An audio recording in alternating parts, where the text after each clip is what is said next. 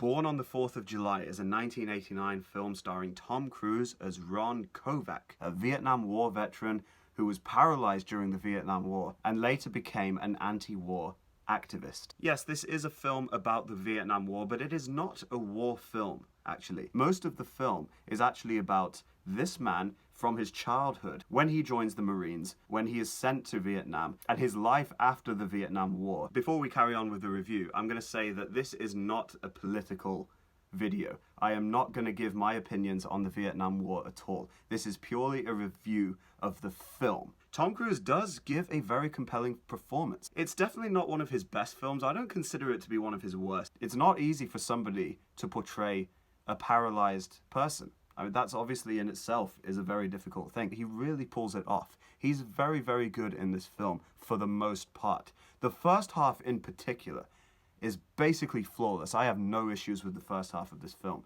It is very, very interesting. The story is great. So the film begins in the 1950s, and we're introduced to this character as a child. He is extremely inspired by the military. His father and all of his friends' fathers from the town, they all served in World War II. Naturally, when he finishes high school and the Marines come to the school to give a talk, he signs up without even thinking. There's a girl there which he likes, but he joins up with the Marines and then he immediately goes to Vietnam. We then get a sequence of his time in Vietnam. What happens to him, the horrifying incident that he is involved with. He gets injured and he becomes paralyzed. He then comes back to the United States to recover in a hospital.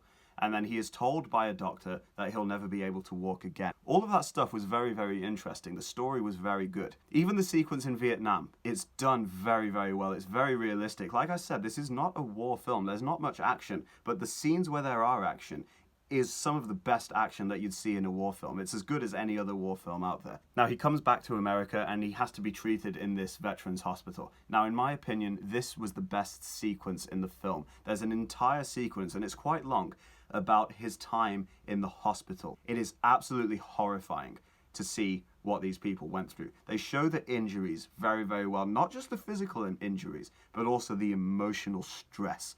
The conditions in the hospital are terrible. The staff are crap. They don't care about them at all. That whole scene, emotionally gut-wrenching. It's portrayed very well, and that it has the best acting as well. Tom Cruise really pulls that scene off. He has a flashback when he hears a baby crying. It reminds him of a scene that happened in Vietnam. The film drastically shifts at this point. It does a huge turn at this point, unfortunately in the wrong direction. The film goes drastically downhill from here. There's a scene where he has an argument with his family in the house. And that scene was just, it was so uncomfortable to watch in the wrong way. It was cringe. And the mother as well was, I thought it was a very bad choice to portray the character in that way. Overly religious stuff. It didn't really make sense. I was like, this is going downhill massively now.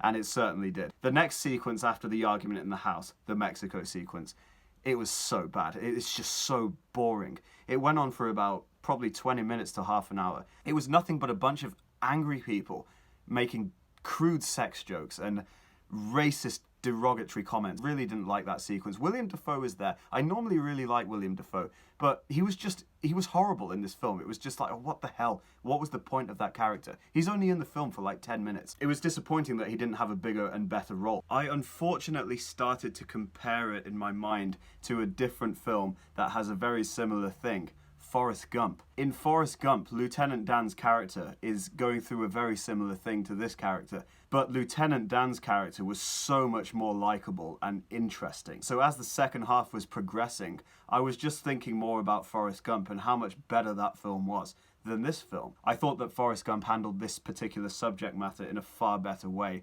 than Born on the 4th of July, unfortunately. A few other issues with the film, like I said, it's definitely too long. It's 2 hours and 20 minutes. The Mexico sequence could have been cut. They should have done something different. The other thing that I didn't like was that they just totally forgot the relationship between Tom Cruise and his girlfriend at the beginning. And that was one of the best parts of the film, I thought. Like, the very beginning, there was a love interest, and he was going away to war. Yeah, they did reunite briefly when they went to a rally. She then just disappeared. That relationship was forgotten about. It was just a waste, because I thought that was one of the best parts of the first half. The first half of the film is really excellent.